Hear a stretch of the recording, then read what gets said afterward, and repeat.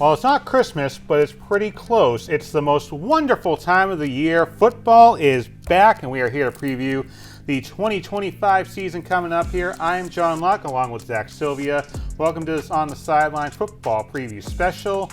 And over the next hour or so, we're going to talk about the NFL, the New England Patriots, and we'll also talk about a very familiar face, especially in the college football landscape, over at Boston College. That's coming up a little bit later on.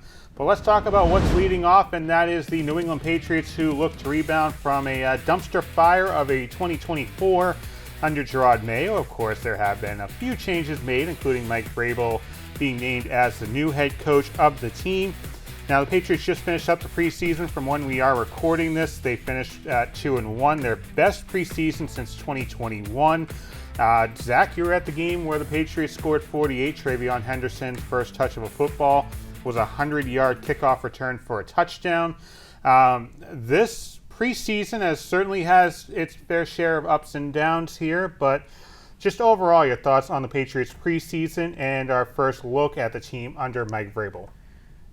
The one thing I've seen, especially in this preseason, that I didn't really see at all last season, for one, they put up 48 points in one game. That's more than they put up in any game last year. First time since 2021 in any game when they put 50 on Jacksonville. Exactly.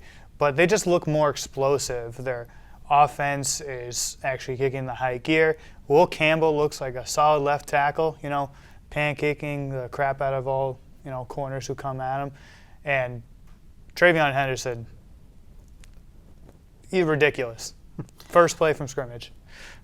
So to me, with Mike Vrabel as a head coach now for the first time in about 3 or 4 years, I think, and you could say the same thing, going back to Bill Belichick's last few seasons, it feels like there is legitimately finally an adult in the room. You can look at Belichick's last couple seasons, and it almost felt like the Patriots were a weekend at Bernie's-ing it. Just having the old guy kind of camp out in the chair, calling shots and doing whatever he wants. Then you have Gerard Maye, who quite literally wanted to be everybody's best friend. Mike Vrabel takes over as a head coach, a pretty quiet training camp. Of course, there are a couple of exceptions here and there. But overall, I think the team is exactly where I think they were going to be. Will Campbell was impressive. I think we talked on the last episode. I could see Treveon Henderson being in the Offensive Rookie of the Year conversation. And, this is just a different feeling New England Patriots team. We'll get to the expectations in a little bit here. But we're recording this today after the rosters were cut down to 53. There were a couple of surprises, I think, if you're a Patriots fan, including Cole Strange not being on the squad entering 2025. Actually got picked up by the Cleveland Browns right before we started recording. Kendrick Bourne was actually cut from the team, or actually asked for his release from the team. And they also signed Tommy DeVito. I didn't exactly have that on my 2025 bingo card, Tommy DeVito being a New England Patriot. But, it's 2025. Anything goes. Any surprises when it comes to roster cutdown day?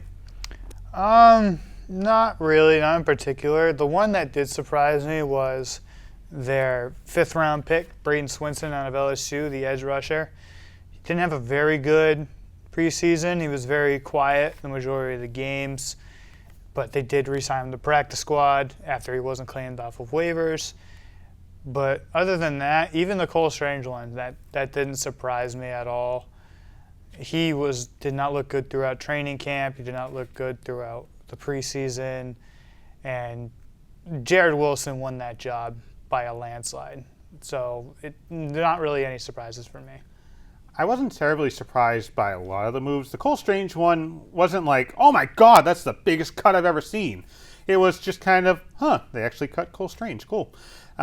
If I look at one surprise on this roster, it was the fact that this team was going to take 8 wide receivers into the season. Now, obviously, with Kendrick Bourne not on the squad, that gets taken down to 7. But in my eyes, just the climb that we've seen from Treveon Henderson and Afton Chisholm, to me, I think that should excite a lot of Patriots fans. The fact that we're getting back into where we used to be back in the 2010s, where we had these draft picks that are working their way up and these undrafted guys that may make a difference when we get into the regular season. Yeah, it's exciting. I think the Afton Chisholm hype is that's completely fair. He was one of the best players throughout the preseason. I think the only player better than him was Treveon Henderson. And then you got another guy who actually beat out Swinson. That's Elijah Ponder, the defensive end. But yes, it's exciting because you're seeing these guys who, come from smaller schools, having to work 5 to 10 times harder than some of these other guys who were drafted. And it's very exciting. Also, another cut that we saw earlier before this, Javon Baker did get released by the Patriots, but will most likely sign with their practice squad. So Henderson and Chisholm are actually getting quite some praise from a very familiar face in Patriots Nation. Julian Edelman was on the NBC Sports Boston Patriots Talk podcast and said this about Treveon Henderson, quote, Treveon Henderson is probably the steal of the draft. I think that's the kind of guy you needed to draft that becomes part of that nucleus with Drake Maye. That's how you build your team. You build your team through the draft, guys that you want to come in to implement what your identity is. And Edelman said this on Chisholm. Well, actually, I should say he actually just compared Chisholm to Danny Amendola. So in my eyes, if Julian Edelman is saying for Henderson that he is really what the nucleus of this team could be going forward with Drake Maye, and he's comparing Afton Chisholm, an undrafted player, to Danny Amendola, I'm actually having a little bit of excitement for the New England Patriots in 2025. You're excited? Wow, it's the first time. This is my excited face. It's the first time I've seen. No different from any other face, just excited. So let's talk a little bit more about Vrabel, because he had a little bit of a back and forth after the Giants game. Of course, the Patriots gave up 42 points to the Giants in the preseason finale. A lot of players didn't play in that game. But still, there were some interesting quotes that came from Vrabel when it came to talking about a season-ending injury for one of the wide receivers. Let me go ahead and pull the quote up here about Jalen Polk reportedly missing the season. Quote, I'd like to find out where some of these are coming from. Some of these rats around here. We'll figure that out. Then he was on WEEI's Greg Hill Morning Show, kind of backtracking a little bit on those statements, saying, quote, you guys get all nervous. There's rats all over the place, whether that's in this building, whether that's outside this building. I just love the flow of information, and I just felt inclined, and I was pissed off because we couldn't do anything. I tried to entertain you guys a little bit. I think we just want to be careful. Again, the information that gets transferred to the media, and again, we always want to do right by the Patriots and this football team, end quote. Final question here for the first part of the show. Who could this rat be, and should Vrabel have gone as public as he did with that, I guess you want to call it an outburst, you can call it that? I think it's tough to directly point at who the rat actually is, because there's so many people inside and outside the building, and working in media, your job is to get information and get it out to the public as soon as possible, especially what they do. So I think it's hard to kind of pinpoint, but yes, this is a guy who's probably needs shoulder surgery going into next year, being placed on it was on the PUP list, right? I think so, yeah. So yeah, I mean, this guy going into his second year, going out for the year, that can't be a good tool, especially because he's so early in his career and he's so young. The Vrabel probably wanted to keep that within, but obviously it got out. So I think that being the case, I don't think he was happy at all, and I think rightfully so. All right, so let's play the game a little bit here. I like my games. So let's kind of go with a little clue method. There's a good possibility this was actually Jalen Polk that told a reporter who he trusts, like a Mike Reese, maybe someone from the TV side, who knows. But let's go ahead and play the game and say, there's a rat at one Patriot place. Could it be Elliott Wolf? I don't think so. Could it be another player? We could be getting close there. So who are the two players that Vrabel reportedly had issues with throughout the preseason, just in terms of leaving them on the field in the second half, maybe in the fourth quarter of a game against the Vikings? I can help you out. Keon White and Kyle Duggar. So let's backtrack a little more to Keon White. When Gerard Mayo got canned and Mike Vrabel got hired, what was one of the things I believe Keon White said? Something to the effect of, it's nice to finally have an adult in the room. What that tells me is perhaps maybe a player like a Keon White, maybe let something slip out in a conversation with a reporter, and the reporter went public because you always want to have that first scoop. It's very possible. I mean, players always talk to reporters here and there. Sometimes it's on the record, sometimes it's off the record. I've always had this take, and it goes back to the Patriots Super Bowl against the Eagles. Why did Malcolm Butler sit? I've always had this take that goes back to an ESPN article that goes back in that season where Brady and Belichick had issues. That source never became public. I have always told people, and I will continue telling people, that I would put money on that source being Malcolm Butler. A young guy went to a reporter who was maybe being friendly, and that reporter went out and made a story that went public and really got a lot of eyes.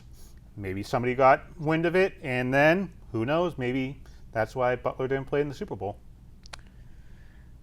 Honestly, it just sounds like all conspiracy to me. I mean, you can think this, think that, but at the end of the day, we're sitting here, we have no idea who this rat could be. Again, there's so many people in this building that it's going to be hard. Obviously, you pointed out some guys like White or Duggar.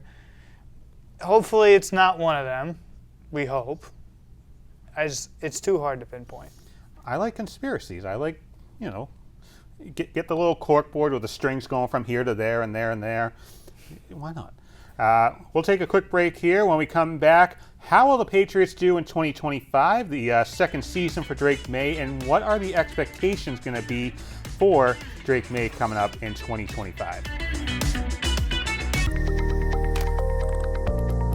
76% of employees have struggled with at least one issue that affected their mental health. When you share, you're not alone.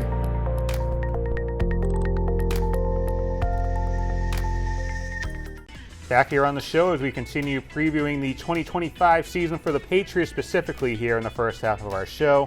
Last year didn't go the way a lot of people were hoping, and the Patriots turned into a dumpster fire under Gerard Mayo. Mike Vrabel is here. We've talked about the schedule over the past few weeks, Zach, but is it fair to say that maybe we're putting too much stock in the Patriots schedule being easier in 2025 when we made our predictions? Because I think I had them at 10 or 11 wins. I think you said 12 or 13. I think it was like 11, 12 wins, but I think we're right. I think we're honestly right on the money. I don't think this team honestly gets enough credit as it is. They basically have rebuilt their entire defense with a few key pieces here or there, especially with like some rookies and the best cornerback in the league, in my opinion. But you definitely have rebuilt this team as to where it's like, okay, I think we're tired of losing. I think we've been losing for since 2021. We've been very. I'd go back to 2019, ever since Brady left. Mac Jones, that playoff game was a nightmare. Oh, well, yeah, he was a rookie. But I think this team has this is the most structured team we've seen in the non-Brady era. I think there's a possibility maybe I did put the cart before the horse a little bit in saying that this is going to be an easier schedule. And the reason why is this. The Patriots, we can agree, they got better. I think we can agree on that. But so haven't the other teams. You look at the Raiders, you can go ahead and point out Ashton Genty right off the bat. Then you have Max Crosby on the other side of the ball. You can look at the Steelers. They got DK Metcalf. Other teams also got better. I mean, granted, you still have your dumpster fires like the Tennessee Titans, the Saints. The Giants, the Saints. There are your dumpster fires, but I think there's also other teams that got better as well, as did the Patriots. So maybe we can phrase it this way. A successful 2025 for the Patriots would be? I think they go 11-6. 11-6. So I'm going to kind of expand my answer a little bit. I'm going to go back a little bit and maybe say they go to 9 wins. As I mentioned, there's just a lot of teams out there that I think got better in different positions. The Patriots, I feel like maybe the offensive line is something to look at as we go into the first few weeks of the season. But overall, the goal should be for the Patriots to enter week 16, week 17 in the hunt for a wild card spot. I don't think they're quite at division winner area yet, but if you can be in the hunt for week 16 and week 17, to me, I think that puts the Patriots' frame of mind in the right place. And if you don't make the playoffs this year, you're at least in the right frame of mind to put yourself in a winning position for 2026 and 2027. Another person who I think we need to look at here is Drake Maye, entering his first full season as the Patriots starting quarterback. The preseason, he didn't really play a lot, but looking back to last year, Maye had 13 games, had a completion percentage of 66.6%, make of that what you will. Just over 2,000 yards passing, 15 touchdowns, 10 interceptions, but he did get sacked 34 times. How will this season be different for the quarterback, for the New England Patriots, knowing who it is and who it's going to be going forward? I think, honestly, he's going to throw, at the end of the season, he's going to throw around 63%. He's definitely not going to hit what he was. If he can stay above that 60%, that's great. I think he'll probably go, obviously, I think he'll have more touchdowns than he did last year. He might be around that similar range interception-wise, just because, obviously, he's still young, but I think he's going to be more accurate. And I'm praying to this, please don't let him get sacked 34 times. Just wait till we go a little bit later on in the program here. Lord. The one thing that concerns me a little bit is Drake Maye played 13 games last year. Why does that concern me? Well, you go back to 2022 when he was with UNC, Drake Maye played 14 games. 13 and 14, not 17 games. So what happens when we get to December and it gets to be crunch time? You're playing the Bills 2 times in a month. You're playing the Baltimore Ravens. And Drake Maye, could he be gassed? I hope not. I hope this is a situation where Drake Maye just continues to slam that gas pedal and goes forward. But to me, that's one thing to look at. The other thing is the receivers. Kendrick Bourne isn't with this team anymore. So now Drake Maye has to go forward with the likes of a Kyle Williams, the likes of a Stephon Diggs, Mac Hollins, new receivers. Can he go ahead and use these receivers right away? Treveon Henderson, can he get that connection going? So those are a couple things I'm looking at. Is there a chance Drake Maye could regress in year 2 from where he was in year 1? I don't think so, simply because, and this is a bad thing to say, but this is the best receiving room we've had in years, even going back to like Brady era, and especially in that 2019. I mean, you had Edelman, Gronk was retired. You didn't really have much. This is definitely one of the better receiving rooms they've had in a long time, and I think you bring in those veterans, you have these young guys who can be explosive. It definitely brings like a balance to Drake Maye's play. And you have Stephon Diggs and Mac Hollins at the X. You have Douglas, Chisholm, and maybe Williams in at the slot. And you got Flutie, who's been Drake Maye's number 1 guy on the team. I think he will be fine. I don't think we'll see a regression. And if we do, I swear, I don't need to see another Mac Jones. 66.6% completion last season. Anyways, the QBs that Maye was compared to when he got drafted in 2024. Josh Allen, Justin Herbert, and CJ Stroud. Out of those 3, I really hope he doesn't turn out to be a Justin Herbert. Josh Allen, he's gotten the Bills close, but he hasn't gotten them over the hump. And CJ Stroud, that's actually the one I hope he turns into, just from arm strength situation, moving on his feet. But those 3 quarterbacks, I did a little bit of research and looked at them in their respective year 2.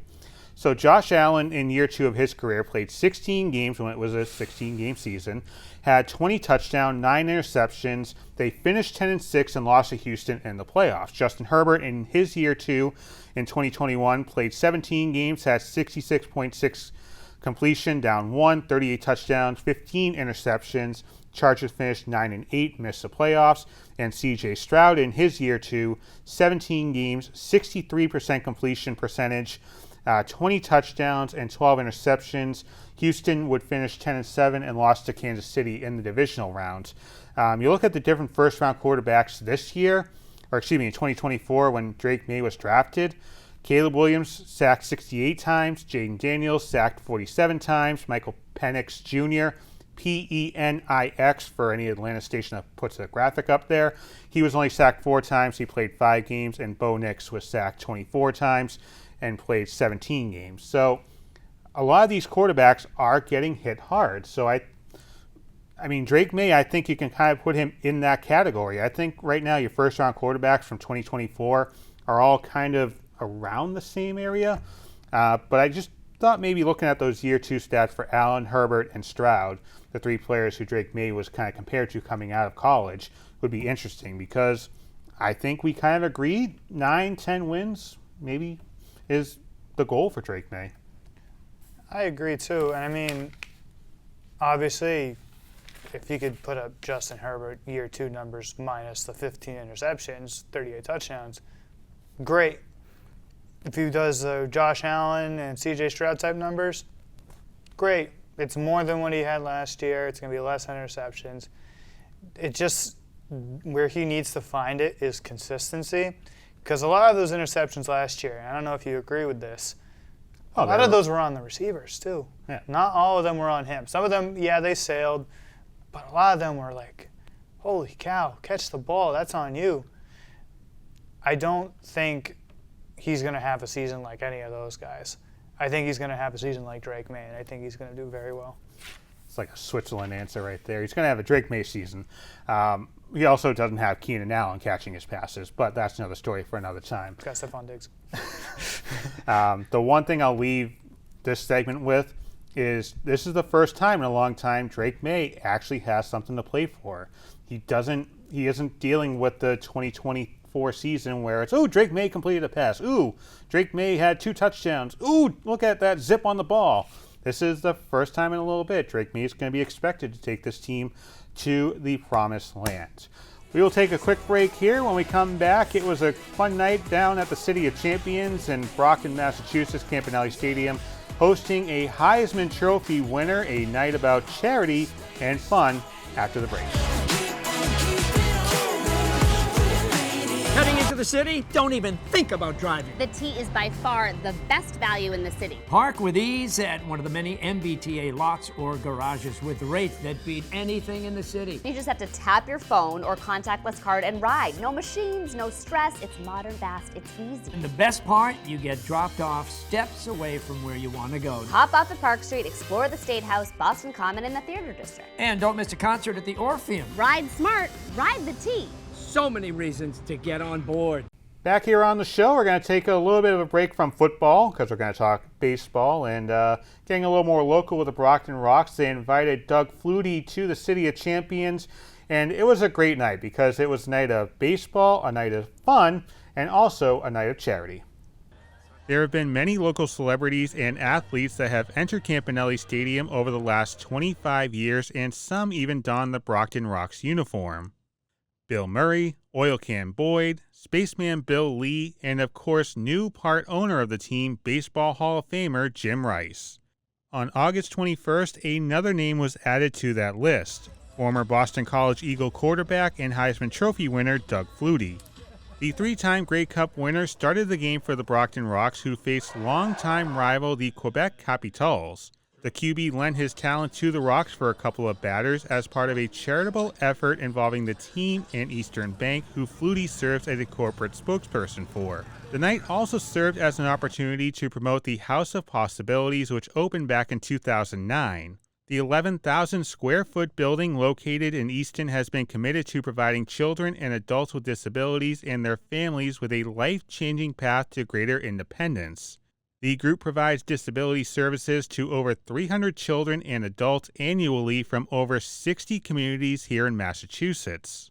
We're supporting House of Possibilities, and Eastern, for us, this is really what it's all about. Being able to support not just the community through Brockton Rox, but the great work that they do at House of Possibilities, and being able to support that work from our foundation, and the Eastern Bank Foundation, has really been tremendous.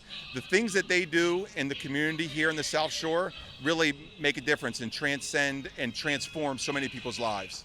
We're proud to be one of the 10 most philanthropic companies in all of Massachusetts. And that is what we wake up every day thinking about. How do we serve our customers? How do we help people's financial dreams? And how do we help support the community organizations that are making an impact to strengthen and support the communities around us? After his appearance on the mound, Flutie signed autographs on the concourse for a small donation to his foundation, which is nearly 30 years old. First of all, we've had our foundation for 27 years now, and I got out of football 20 years ago, and it's continued to grow, which absolutely amazed me. The people, the support, the Boston area especially, absolutely amazing to me that the support continues to grow. There's a genuine connection between the New England people, myself, the New England businesses. We're all family, and we're all in this together. The numbers for autism are absolutely through the roof, and everyone sees the need and everyone jumps on board. It's an amazing thing. Having the Brockton Rox here for the community, to get them back as the Rox, I think there's a lot of support there. It's great to see the support the community gives them, obviously the charities. And we're all in this together. I mean, I remember saying when I was playing, there's a point in your career where you become secure in who you are in your job, and the blinders come off, and all of a sudden you get involved in charities, in philanthropic events, and you just see all these genuine people that want to help. The game's ceremonial first pitch had a lot on the line. Flutie would throw 3 footballs at different distances to Eastern Bank's president and COO Quincy Miller, who had some familiarity with college football in his own right, playing wide receiver in Division III. With each completed pass, the House of Possibilities would receive matching $2,500 donations from the Rox and Eastern Bank. I did not warm up, and I haven't caught a football in probably 3 or 4 years, so I better step it up for this nonprofit to support their great work. Well, the House made some big-time money thanks to the QB wide receiver connection with a $15,000 total donation from the Rox and the bank after a 3-for-3 performance. All those years of football, I hope I could at least catch the ball. I had the easy job. You always had the hard job, throwing the football. But listen, I don't know about everybody else. I feel a little bit better knowing that you played baseball as an adult. I'm like, I know he's an elite athlete, but how in the hell is he throwing that ball like that? Now I feel better. No, it's amazing. Listen, Doug, the work that Doug does, whether it's the Doug Flutie Jr. Foundation, the work that he's done in the support of us at Eastern, all the work that we do together is really invested in the community. While a big part of the night was charity, it also served as a chance for the Rox, who are in their revival season, to welcome a local sports hero to the City of Champions, and for the team an opportunity to perhaps welcome new and returning fans back to Campanelli Stadium. Well, we've had a great partnership, very fortunate, and Brockton's very fortunate to have Eastern Bank in the community. And this year is our first year as ownership of the Rox, and we're trying to revive the brand and bring back the Rox from the early 2000s. And Eastern Bank, fortunately stepped up and saw the value in having a successful minor league team and saw the value that we bring to the community. So they've been behind us this year with sponsorship and allowing the less privileged to come to games, buying tickets for school children. Team president Sean Riley, who also served as part of the grounds crew the night we were there, said for the Rox to grow, it all starts with welcoming the kids back to the park. Well, the Brockton Rox used to be one of the biggest names in independent minor league baseball when it started. So for us to resurrect the brand, we got to have the kids. And when the kids come, they bring their parents. And then you start having reading programs and community programs for the kids. And when the kids come to the ballpark, that's when the team will flourish, because they follow the scores, they do the reading programs, they bring mom and dad, they get to know the players. It's a great way to unify the community behind your local minor league team. Everyone loves the Red Sox and the Yankees, but it's different. This is more grassroots.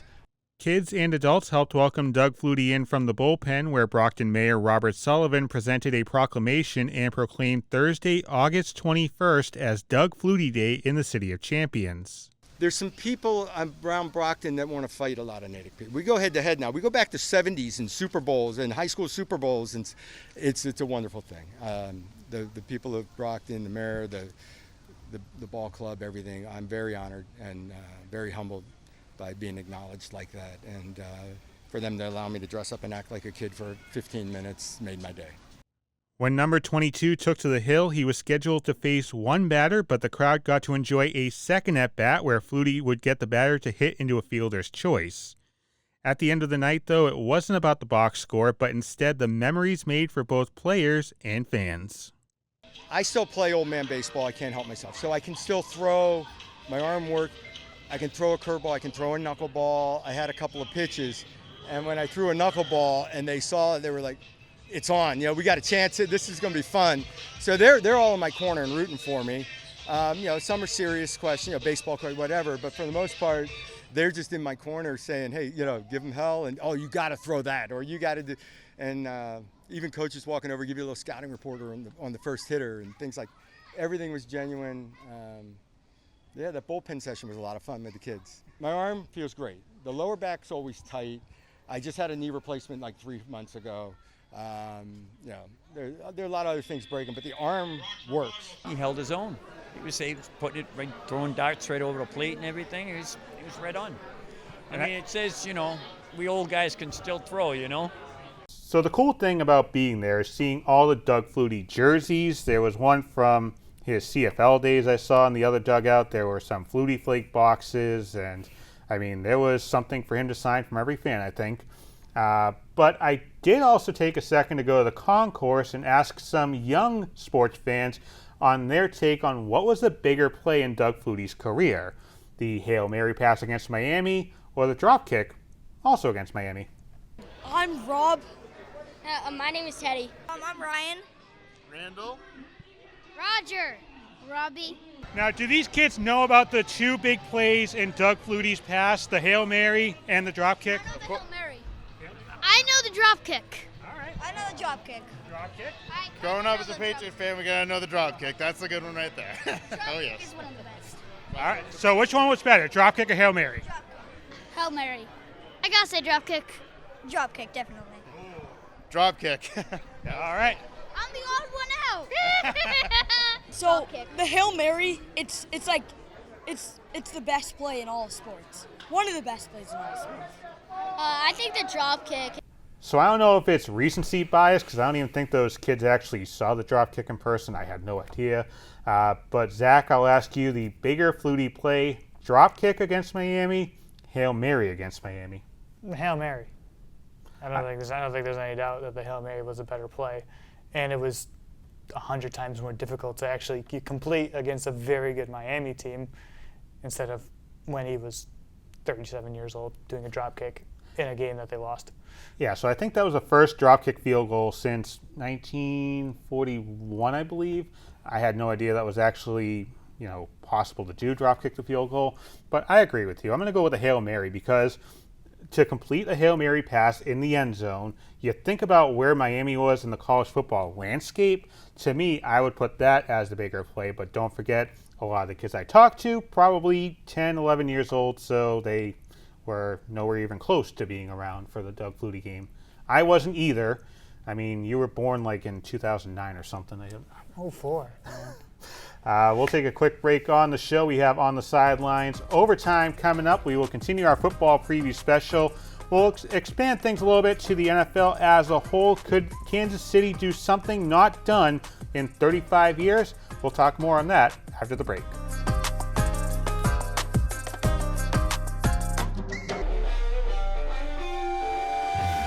Game-changing play.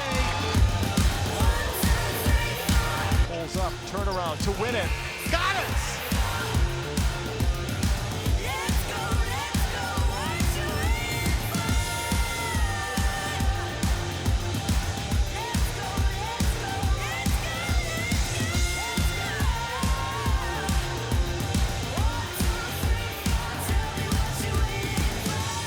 Welcome back to the madness.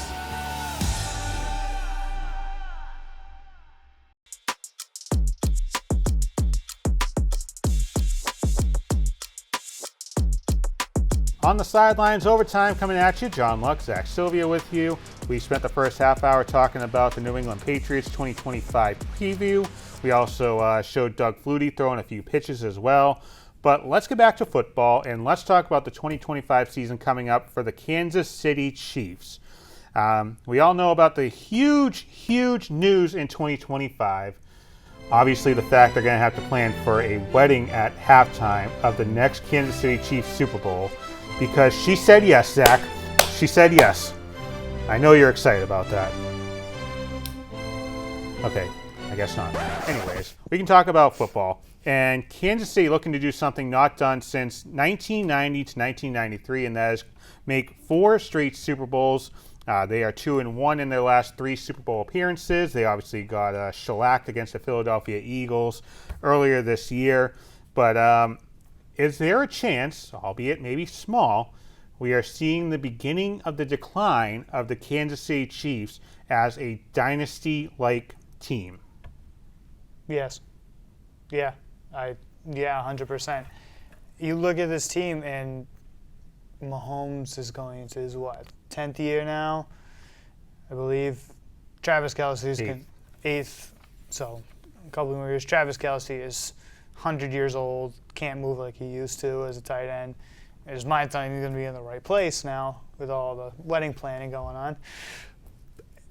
It's just this team has not looked good. Like, even last year, watching them, you watch every single game because they pretty much had 100 primetime games last year. They just didn't look that impressive, and they always somehow found a way to win, and I would think that was the most annoying part. You obviously have the thing with the referees, and you have all this, dark magic type stuff. I don't think they will make it to the Super Bowl this year. God forbid I'm going to be sitting in February and they're going to be either hosting up another Lombardi or walking down another team's confetti. But just for America's sake, please do not make the Super Bowl. We want something new. Please do not go. But then they'd enter a cruel summer. They're already in a cruel summer. Taylor Swift song, anyways. I know it is. There's some interesting things about the Kansas City Chiefs going back to Patrick Mahomes' first season.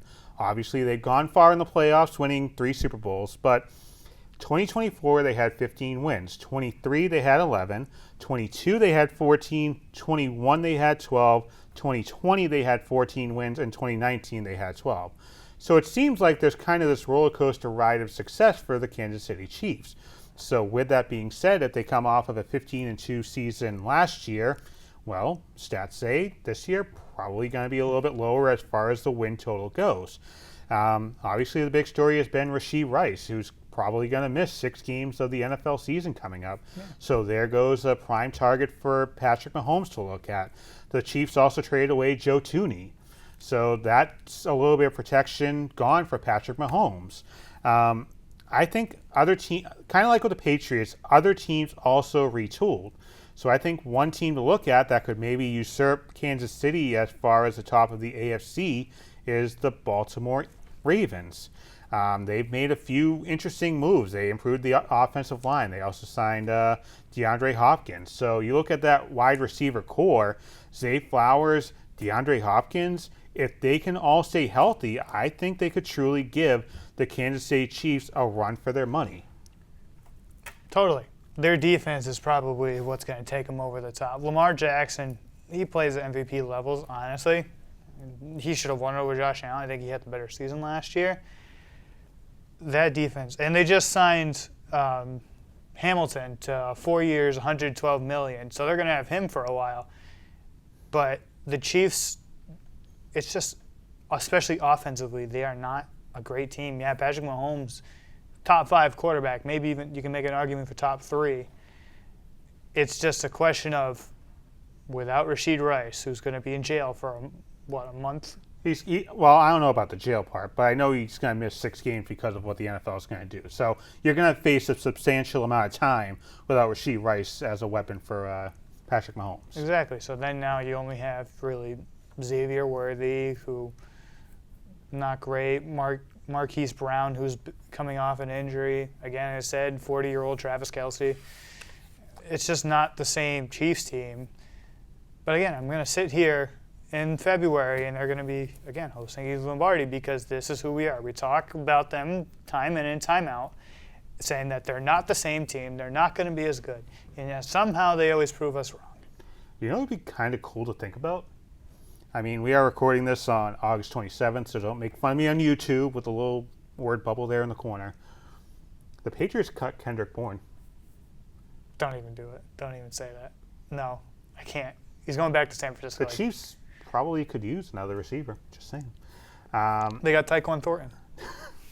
So there's one story from the past few weeks, the Kansas City Chiefs. Let's talk about another story, and that is the NFL preseason. Obviously, a lot of scrutiny when it comes to fan blowback and players as well. But there were also 2 serious injuries that took place in the NFL preseason this year. The Chargers' Quentin Johnson was taken off the field via cart after he sustained a concussion going for a football. And then also the Detroit Lions, I believe it's Maurice Norris Jr. I apologize for the pronunciation if it's wrong. But still, that was a very scary injury where he grabbed onto a player, got hit in the head, and that game actually had to be suspended between the Falcons and the Detroit Lions. So between those 2 injuries and the just scrutiny and everything that the NFL has to deal with when it comes to playing preseason games, is there anything the NFL could maybe do to maybe change the preseason to something that players want to take part in and fans want to watch? I mean, doing that's obviously it's a tough thing to do, especially because we hate to see it. We don't ever want to see somebody getting hurt, but injury is a part of the game, and it happens. What happened to the guy in Detroit was a complete freak accident. Thankfully, he's okay. He's doing well. But as to what maybe to do, maybe you could have those guardian caps as a requirement for the preseason to maybe prevent more concussions. I know the NFL's implemented them for saying you can wear them during games if you want. We see Jabril Peppers who wears them. But as far as making the preseason more exciting for the fans, that's a tough thing to do because what the preseason is, and I get this a lot from other people, it's a time for some of these players, a 90-man roster, to fight to be in the final 53. So it's competition. It's these guys who come from out of nowhere wanting to make these teams. And you see it in and out, and people say, it's not important. Yeah, to us fans, because we're sitting on our couch eating popcorn, being lazy. These guys are working their butts off trying to make an NFL team, what they've worked for their entire lives. So as far as that, fans can honestly go screw themselves. Message of 2025. Fans, go screw. I think the NFL is kind of in a damned if you do, damned if you don't situation because you mentioned the players aspect, but to me, I'm going to look at the referee aspect here. This is when the league can look at different ways to improve the game. You have the first down measurement that they're going to start implementing this year where you don't have that chain gang anymore. You're going to have everyone looking at the Jumbotron going, please, first down. All right, first down. You have that. Then you have the touchback situation. I believe that's, the implications of that are going to be changed too. So the league's working on stuff as the preseason goes on. So they're looking at this from a professional standpoint. I mean, the only thing I think you could realistically do to try and appease everybody, you have one preseason game, but instead of that other preseason game, I think you have a joint practice that maybe gets televised, and you have, a 20-minute period where it is 11 on 11. Because let's be honest, these joint practices, we've heard Mike Vrabel talk about it, we've heard other coaches talk about it. You're going to get a lot more about what your team looks like from joint practices than having a game against the Washington Commanders' third stringers at Gillette Stadium. So I think that's the only way I think you can get the players to agree to it and also get fan interest. Because if you go ahead and slash ticket prices for these, these combo workouts, then maybe you can go ahead and have fans go to the stadium and watch. And, is it going to be the sexiest thing in the world? Probably not. But they're getting in the stadium. They're able to watch some of their favorite players play. And they're going to be on the field doing some type of team activity. So I think that's just maybe the only way you can go about this, where you get the preseason for the NFL to work on stuff, and you also get the ability for fans to be able to watch Josh Allen or Patrick Mahomes or, insert awesome player X here. I mean, it's almost like the never-ending math problem, it feels like, trying to figure out preseason. Because you need preseason to get yourself at least up to game speed a little bit. But I mean, it's becoming more and more difficult to watch because players aren't going to play, and players that are going to be bagging groceries at the store are playing against the Giants. I can say that because I have background there. I mean, it's tough because the way I watch it, I find preseason exciting. I find it as you have guys who, again, trying to fight for a roster spot. And you got guys like Afton Chisholm, who came out of Eastern Washington. You wouldn't expect a guy who's, 5'10", under 200 pounds to make the team as a receiver. But that's the thing what's so exciting is to see a glimpse of possibly what you could see either if they make the team or if they don't make the team or possibly the future. But I think the preseason is needed, just especially for these players trying to, accomplish their life dreams. I think that's the biggest thing. All right, let's go ahead and predict some things that are going to happen in the upcoming season in the NFL. Joe Burrow led the league in 2024 with 4,918 yards. Will the leader in passing yards this year have more or less than what Joe Burrow had in 2024? Well, I think it's going to be less, but I also think it's still going to be Joe Burrow. Please, Joe Burrow, I need you because you're on my fantasy team.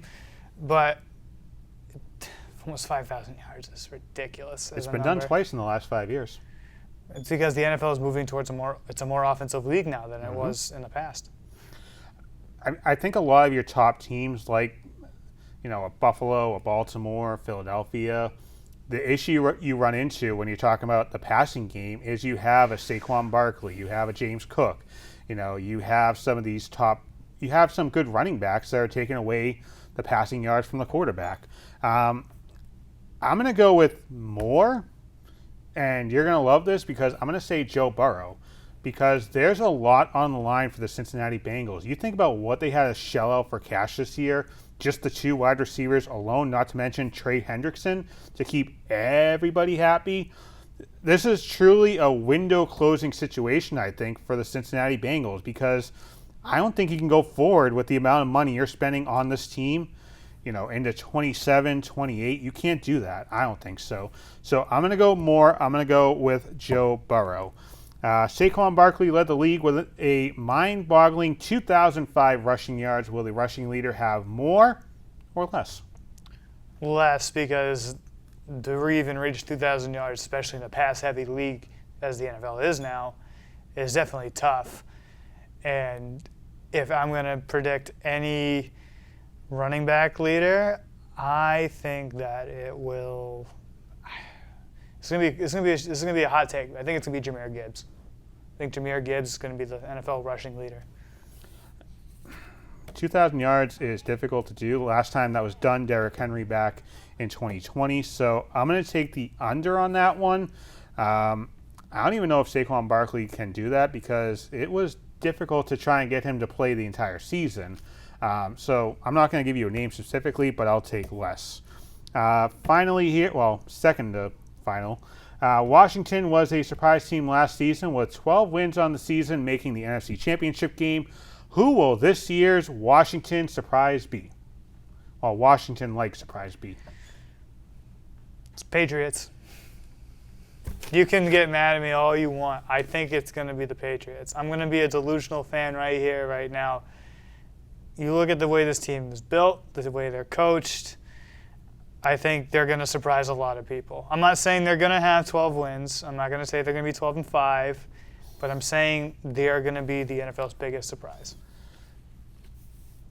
Okay, welcome back to Planet Earth. I'm John. My surprise team is the Seattle Seahawks. Not a lot of people are talking about them, and here's why. I think they're a surprise. Sam Darnold's a new quarterback. He did pretty well in Minnesota. Because he had Justin Jefferson. Okay, hold on there. You're still on Planet Delusional. You look at the weapons Darnold has. Kenneth Walker III, Zach Charbonnet. You look at the receiving game. You have Jackson Smith and Jigba, and they also signed Cooper Kupp. Okay, now let's look at the schedule, because I did this with the Patriots. This is how I came up with 9 wins. You had the Patriots winning the Super Bowl or something. But the Seattle Seahawks are facing the AFC and NFC South. We can't agree on, the Patriots being Super Bowl champions this year, but we can agree on the fact, I think, that the AFC and NFC South are going to be hot garbage. Can we not? Yes. So that's 8 games right there. So if you're winning 6 of those 8 games, maybe you sweep the Cardinals. That's potentially 8 or 9 games. Then you have to go ahead and try and steal a game here and there. I think Seattle could be the surprise team that you look at when we get to December or January, maybe in the position Washington was. I mean, they could very easily win the NFC West. I mean, the way I'm interpreting that is because Seattle, they made the playoffs last year, or barely missed it. I don't think they did. Though they barely missed it, but they were in the hunt. They were, a consistent team throughout. The way I kind of interpreted it was, you look at a team like the Patriots or like the teams who didn't make the playoffs, teams who had losing seasons. That's the way I kind of looked at it. I mean, you have the Patriots being the next dynasty, apparently. But I had them. I said surprise. I didn't say dynasty. You're putting words in my mouth now, John. All right, let's go ahead and pick our Super Bowl teams and winner. Zach already picked his, apparently. I did not. You're putting words in my mouth. So I'll start off on this one. I have Philadelphia from the NFC, and in the AFC, let's go for broke. Let's go Buffalo. I got Philadelphia and Buffalo, and I got the Eagles winning back-to-back Super Bowls. For mine, AFC. Patriots. I think they finally get over the hump. I think this guy's name no longer gets slammed through the mud as not being able to win the playoffs. And I think that it's the Baltimore Ravens for the AFC. And the NFC, for the first time in a long time, the Detroit Lions versus the Baltimore Ravens. And I think I have the Ravens winning them just because of that defense. See, the only thing with Detroit that kind of concerns me is the fact that their offensive coordinator left and went to one of their rivals, the Bears, who I came very close to putting as my surprise team. They were my second surprise team. All right. We're done yelling, I think, about the Patriots. When we come back, we'll pick some Week 1 games, including the opening night game between the Cowboys and Eagles. How will the Patriots do in Week 1 of their regular season? Plus, we'll pick the NFC North, because why not? We have Week 1 picks coming up after the break. We'll see Zach probably pick the Patriots to win by 50, because why not? They're the best thing ever. I did not say they could. I said they were the most, they could surprise the most people. I didn't say they could win a Super Bowl. I'm not that delusional. When it comes to getting around Greater Boston, the T is the greatest value. Yeah, you can save big compared to ride shares. I mean, there's no surge pricing, there's no tipping. How about no traffic stress? You can park at any of the MBTA's lots and garages, and it's easy and affordable. Just tap your phone and go. It's fast, modern, and convenient. From Aquarium Station, explore Faneuil Hall, the Greenway and Carousel, and Christopher Columbus Park. Or hop on an MBTA ferry for a scenic trip into the city. Less stress, more savings, convenience at its finest. That's the T. So many reasons to get on board. Back here on the show, Zach was trying to measure his head to see what size hat he needs for this year's Super Bowl and Patriots win. Week 1 picks. Feels so good to say that. I know. Dallas and Philadelphia.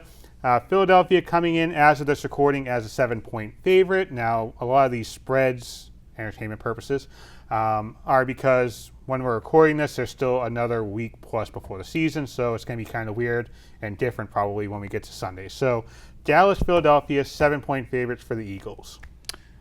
I have the Eagles winning this matchup, and I have them winning 31-28 on a game-winning field goal. You're a very gutsy person when it comes to making football predictions. The Patriots are a surprise team. You think the Dallas Cowboys can put up 28 points. I mean, listen, the Cowboys are a nightmare. I'm going to take Philadelphia. I would take the points. I would probably upgrade it to 14 or 15 points. This is going to be an insane crowd at Lincoln Financial Field, or whatever the hell they call Philadelphia Stadium now. A Thursday night game. They're unveiling a banner. You have Jalen Hurts. You have Saquon Barkley. You have a whole bunch of drunk Philadelphia Eagles fans. Slam that over. The very next night, Kansas City and the LA Chargers taking a trip to Sao Paulo, Brazil for the YouTube game, because YouTube needs the game. Kansas City are 3.5-point favorites. I'm going to take the Chiefs in that one. I don't have the Chiefs being, a dynasty this year, but I think they can take out the Chargers on the road. I agree. The Chargers are on the road, I too. agree. I think I'm going to have the Chiefs win that one. My biggest worry is, we remember the game last year in Sao Paulo. Jordan Love basically tore his ACL. That's the one thing that worries me about playing on these soccer fields. They're not football fields. They're not meant for football players. Yeah, could you imagine taking Jordan Love as your fantasy quarterback last year? That would probably derail your team. Did you? Detroit, Green Bay. Speaking of Jordan Love, Packers 1.5-point favorites, so basically a pick 'em. I'm going to have Detroit on this one. I'm going to say they're going to put up 35-24. I'm going to take Detroit in this one. Green Bay, for some reason, Green Bay starts off on the wrong foot. They end the season on the wrong foot. The middle of the season, though, they always seem to step it up. This is the first game of the season. Detroit, I think, has to come out guns a-blazing to try and prove they can survive without Ben Johnson calling the plays. So give me the Lions. On Monday Night Football, we continue the NFC North theme. Minnesota taking on Chicago. Vikings coming in as slight favorites. I'm going to take the Bears at home. I mentioned before the break that I almost put the Bears as my surprise team to look for in 2025. The quarterback situation, I think, is improving if you have Ben Johnson in the ear of your quarterback and the wide receiving core as well. I think Odunze could be a player to watch out for this season. To me, Chicago gets it done and looks pretty impressive. And we have a juggernaut matchup with the two coaches, Ben Johnson, offensive genius, Brian Flores, defensive genius. I think it's going to be a very good game.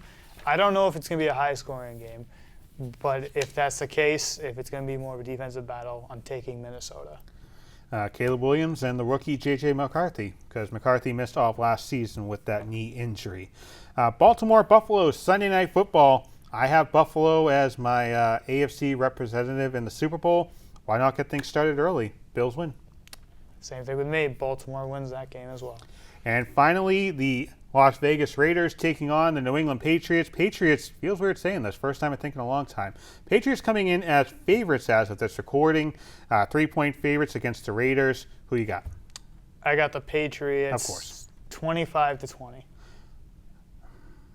Interesting score, I know. I'm not. That seems like ballpark the right number. I'm going to go the Patriots as well. The Raiders, I feel like they're just going to try and force the ball to Ashton Genty, and they're just going to burn them out very quickly. But they also have Brock Bowers, too. We forget about that.